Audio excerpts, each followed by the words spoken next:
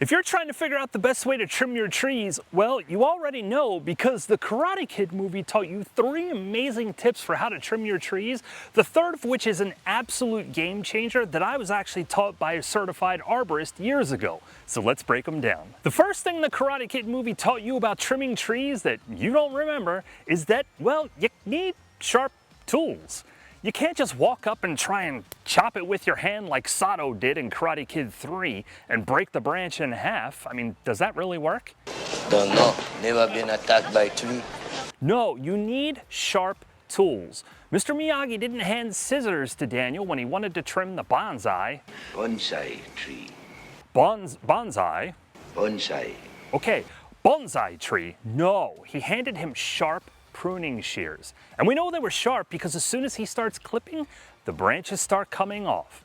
If you try to trim your trees with dull instruments, you're going to see tear off coming off of your branches, jagged cuts, things that can actually negatively impact the health of your trees. So it is super important that you have sharp tools. So whether you're using handheld pruning shears like Daniel or loppers like these Fiskars, which are my favorites, or a pole saw which has 2 different blades on it, just keep them sharp, and if you have to replace the blades, do it. The second thing the Karate Kid taught you about trimming trees is to choose your branch carefully.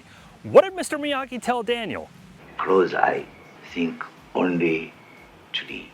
You really need to give consideration to how you want your tree to grow. Now, there are 2 factors that play into that. The first is the species of tree that you have. They will grow in certain ways, but the second is how you trim it, because you can train that tree to grow in certain ways by choosing the right branches to cut. I train. Clip here, tie there. But once you have that visualization, the third thing, which is the game changer that the Karate Kid already taught you, you have to cut in the right place. And years ago, we had this really weird tree in our front yard. It was a pussy willow that turned into like some weird wild tree, and we brought in a certified arborist to help us figure out the best way to trim it. And during that conversation, he shared something with me that changed everything with trees for me from that day forward. And we know Mr. Miyagi knew it, even though he didn't actually say it, because look at the dude's bonsai trees. Bonsai. Bonsai trees. They look gorgeous, so we know he knew this even though he never really said it. You have to cut back to the next branch of growth. I've made this mistake a million times. You walk up to the tree, you want the branch to end right here, and you cut the dang thing right there. Well, unfortunately, that's going to cause health issues with that branch. In order to foster better growth, you want to cut all the way back to that next branch of growth.